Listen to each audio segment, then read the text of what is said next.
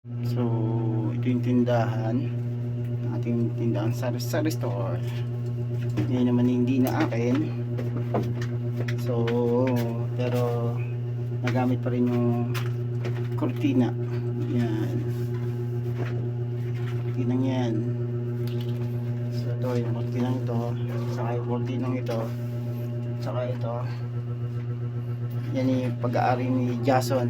So, Brad Jason, malaking bagay din tong cortinang ibinigay mo sa akin, ano, nagagamit dito sa tindahan. Itong tindahan na to ay sa nanay ko, sa akin dati. Ngayon sa nanay ko na, ngayon dito na kay Tomboy. Yan, tapos ito namang ano, linoleum. May nadaanan ako sa kalsada. Yan, napakinabangan pa rin siya, oh. Mumulit lang tayo ng kalakal eh. So yung tindahan,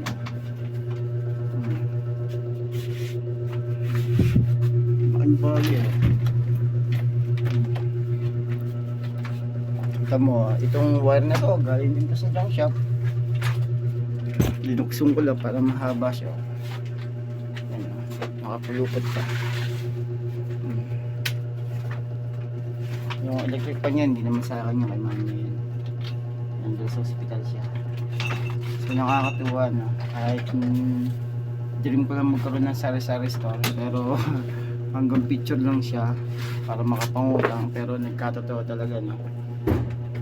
Pero hindi na ako may-ari ito. Ito pa yung damit ko. So mas gumanda siya kasi may linoleum na siya.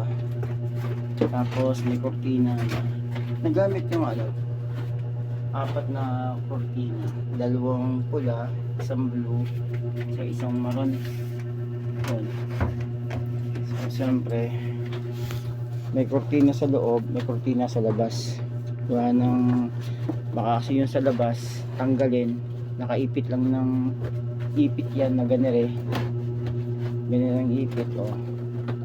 Kasi siyempre dito natutulog yung kapatid kong babae. So nag-decide na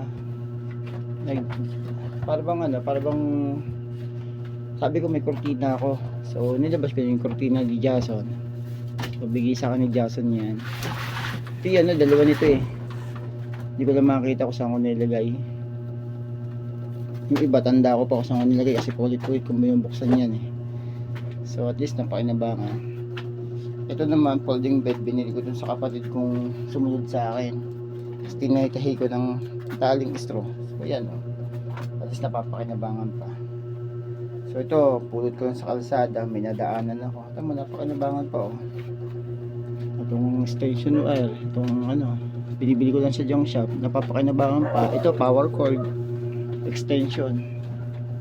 Mahilig tayong ano tayo, mahilig tayong bumili sa junk shop, tapos napapakinabangan pa. Dati dream ko lang talaga magkaroon ng sari-sari store, katotoo, pero ngayon inuulit ko, hindi na to akin talaga. Pero so, meron ng hanap buhay yung nanay ko at saka yung kapatid ko. Sila nagmamanage to eh. Yan, nakakatuwa din, oh. So magkakape muna ako. Kasing linoleum na yan, lalagay ko dapat sa bubong. Para magalit yung kapatid ko, kasi yun ang ginagawa kong pantapal sa butas. Meron pa kasi ako isa pang ano eh, magandang cortina. Medyo nababaduyan ako sa kulay nito, madilim. Ito hindi, light pa to eh, oh. Ayan. May God bless sa may-ari ng tindahan. Shout out kay Jason, shout out kay E-boy, shout out din sa nanay ko, sa kapatid ko, shout out din sa ano, sa puhunan, sa nagbigay pampagawa. So naging tindahan talaga. Saka mula nung nilabas ko yung paninda, hindi ko na inaawi si mama. Nakakabwisit lang sa buhay.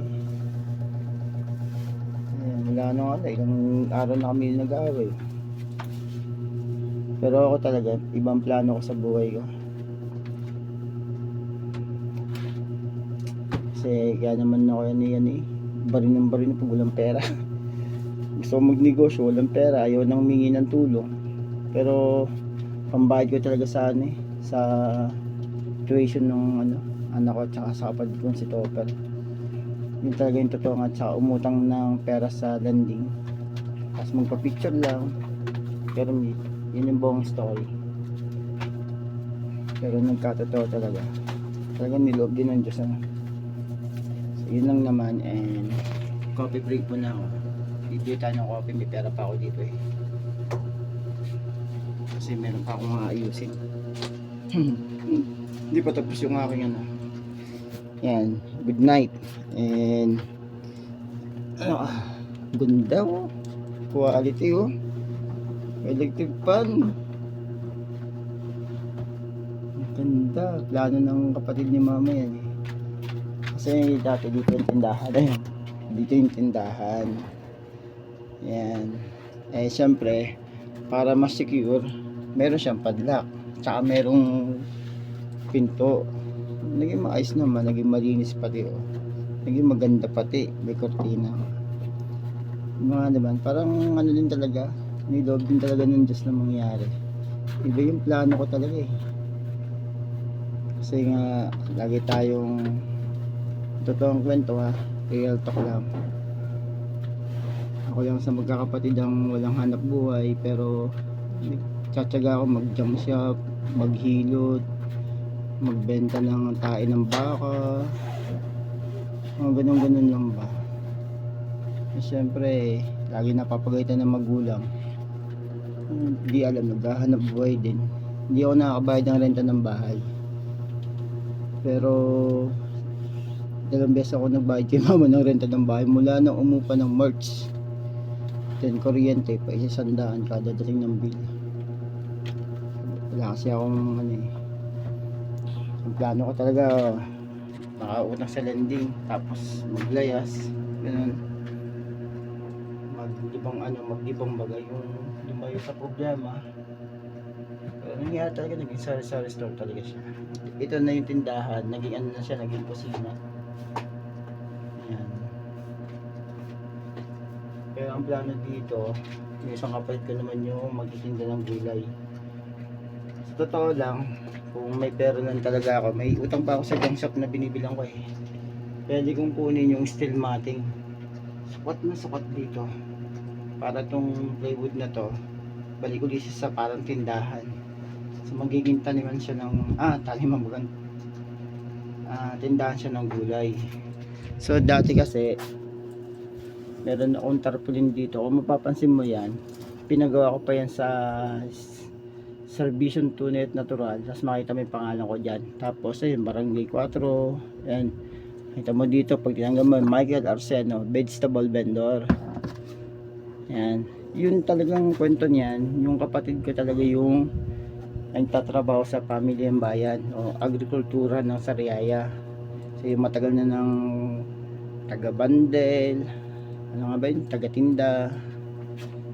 So nung bumili siya ng bisikleta na may sidecar, nagtitinda sila magkapatid, and then ayun, natatalo, nalulugi.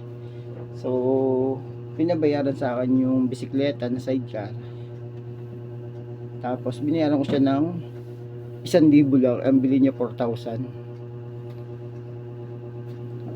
Kompleto yung may gulay, mayroon timbangan, hanggang sa nabenta. Ang nabili ko lang sa kanya ay sidecar lang. And then nung nakita titinda na ako, kumuha naman ako ng mga barangay, business permit, ganun.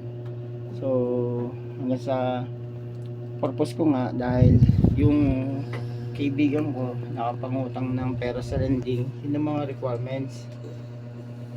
So akala ko yung pagkuha ko nun ma-approve ako, pero may kulang pa pala. Tapos nun, kwento ko lang, kaya kumuha naman ako ng Pag-ibig, nag-apply ako ng rent to own Yung isa sa requirements doon yung pag-ibig number, yung pag-ibig pan. So ano ko ng 2 years, 2 taon ko hinulugan. Tapos yung ikatatlong taon, pwede ka na mag-loan. Ginawa ko ng 3 taon. So yung 2026, pang 4 years ko na siya. Tumubo yung pera ko ng 375. Ilang taon nga ba yun? Yung total na kinita niya. Taon-taon kasi kumikita yun eh. So pwede na akong mag-loan. Ang problema, meron pang requirements na mabigat-bigat. So may DTI na ako. Pero yung pagtitinda ko ng gulay, hindi naman na ako talagang ginagawa ko kasi doon. Pag nabunta ko ng Lucena, bibili lang ako ng 2 kilo, 3 klaseng gulay. Tapos binebenta ko doon sa may-ari ng shop. Tapos sa mga pinsang ko, kagaya na Tito Ambet, yung mga yun ang binubuntahan ko. Hindi ako nabuntahan na tomboy kasi manggugupit yun eh. So nakikita na nagtitinda ako ng gulay. And then alam naman dun sa iba na nagtitinda talaga ako. Pero sa loob ng 1 buwan, parang 1 beses lang sa loob ng 1 linggo, hanggang ganun lang ba. Tapos nag-focus naman ako sa dishwashing liquid. Yun. So may plano sa buhay pero hindi tayo pinapalad manalo o magkapera talaga. Yun lang buong kwento. So that's it. Baka po kasi brother na naman yun. Pag na naman gising na nanay ko. So Ulit. yan. Kukumay na daw. Tayo ko pang gagawin.